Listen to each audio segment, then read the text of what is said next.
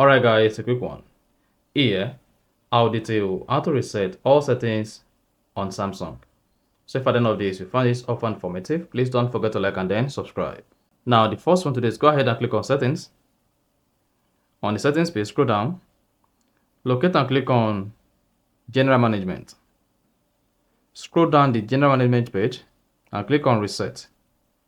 Now locate and click on reset all settings under reset.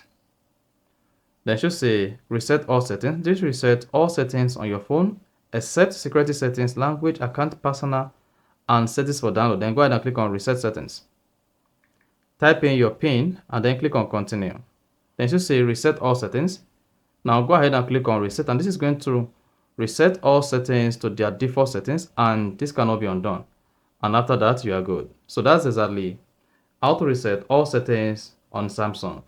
So if you found this often informative, please don't forget to like and then subscribe.